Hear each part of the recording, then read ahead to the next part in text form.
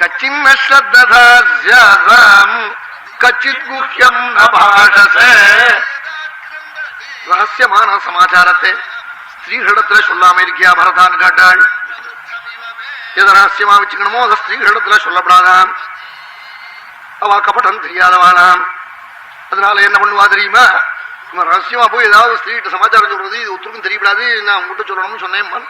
எனக்கு இதான் வேலையா, அடுப்புல சாதம் குதிக்கிறது, நான் போய் வெடிக்க போறேன்னு நீங்க போய் ஸ்நானம் பண்ண போங்கன்னு இவனை கடந்தங்கரைக்கு அனுப்பிச்சு விட்டு பாதி சாதம் வெடிக்கிற போது இந்த கிராமாந்தரங்கள் எல்லாம் அவன் சாதாபரேன்னு ஒண்ணு உண்டு, அது ஒரு மரம் வச்சிருக்கா, அதை இழுத்து அடுத்தாத்து சேஷியை கூப்பிடுவேன். எங்க ஆத்துக்காரர் ஒருத்தர் நீ சொல்லாதே சொல்லாதேன்னா எனக்கு என்னமோ தாங்கவே இல்லை, வயிறு வெடிச்சு போடும் போல இருந்து உங்ககிட்ட சொல்லாதவனாக்க உங்ககிட்ட மட்டும் சொல்றேன். அவ உடனே அடுத்தாத்துக்கு பீ நடுக போடும்னே.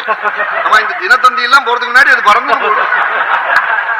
கச்சித் குஹ்யம் நபாஷசே. ஸ்ரீகளத்துல ரகசியத்தை சொல்லவே சொல்லாதே, சொன்னாது உடனே பறக்கும். கச்சித் குஹ்யம் நபாஷசே. கச்சின்ன லோகாயதிகானி பிராமணாம் ஸ்தாத சேவசே அனர்த்த குஷலாஹ்யேதே பண்டிதமானினம். கச்சின்ன லோகாயதிகானி பிராமணாம் ஸ்தாத சேவசே. அப்ப காட்டாள் பரதா, லோகாயதிக பிராமணனை சேவிக்காமல் இருக்கியான்னு காட்டாளாம். அவன் நாஸ்திக பிராமணனே. அவன் அப்படி கண்ணுக்கு தெரிஞ்சதை மட்டும் ஒப்புத்துப்பான். நம்ம கண்ணுக்கு தெரியாதெல்லாம் இல்லையம்மா. நம்ம கண்ணுக்கு தெரியாதெல்லாம் இல்லைன்னா இவன் ஆம்பளையா பிரசவத்துக்கு ஊருக்கு போயிருந்தாக்கா இல்லைன்னு அர்த்தமாவ. கண்ணுக்கு தெரியல, இப்போ இல்லைன்னு அர்த்தமா. இவன் கண்ணுல விட்டு மையே இவனுக்கு தெரியல, அதனால இவன் கண்ணு இல்லையா, மை இல்லையா? அல்லது இவன் கழுத்துல பின்புறத்துல ஒரு மச்சம் இருக்கு, அது இவனுக்கு தெரியலனா இல்லையா?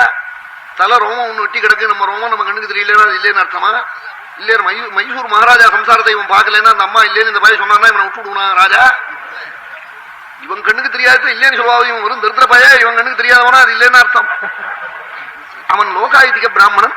அப்படிப்பட்ட நாஸ்திகனான பிராமணன் கண்ணுக்கு தெரிஞ்சதுதான் உப்புத்துமேன்னு சொல்ற போக்கிரியான பிராமணனே நீ மந்திரியா வச்சுக்காம இருக்கியான்னு கேட்கிறாள். கச்சின்ன லோகாயதிகானே பிராமணாம் ஸ்தாத சேவசே. நீ அவனை நித்தியம் ஒரு அரை மணி பேசிட்டு இருந்தா போறோம் அவன்கிட்ட, அவனை நாஸ்திகனா பண்ணி விடுவனேடா பரதா.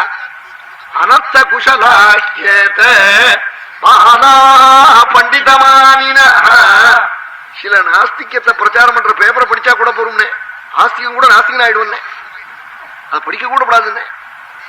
அவன் நாஸ்திகனோட பேசிட்டு இருந்தா கூட அப்படியே அது ருச்சியா இருக்கும்னே. அவன் அப்படியே சீட்டுக்கிட்டு ஆடுறவனை பாக்குறவர் கூட உடனே அப்புறம் கத்துக்கணும்னு நினைக்கிறாருனே, அப்படி தோணும்னே.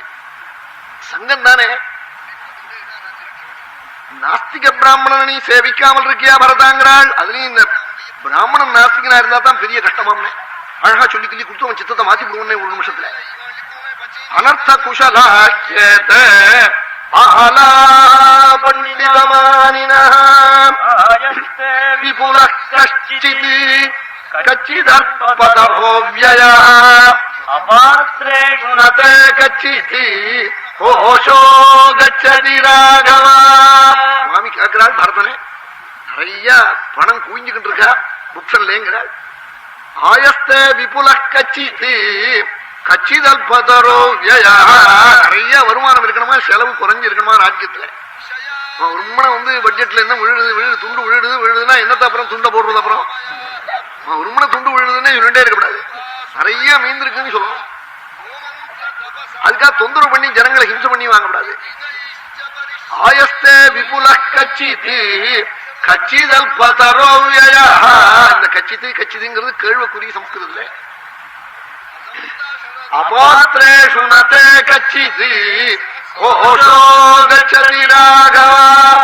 ஒரு குடும்பத்துல நிறைய ஐஸ்வர்யம் தங்கி நின்று செலவும் குறைவாக நடக்கணும். ஏன்னா ஒரு காரியம் பண்ணினா பரதா கட்டாயம் அது மாதிரி நடக்கும் நாள். என்ன நாள்? அயோக்கியனுக்கு தானம் பண்ணாமல் இருந்தாலே போரும் நாள். அவன் அயோக்கியனுக்கு சில ரகசியமா கொடுத்துடுவான், 100-200 கொடுத்துடுவானே. அவன் அப்படி கொடுத்தது என்ன ஆகும் தெரியுமா? சொத்தை அழிச்சு விடுமே, நல்ல சொத்தை.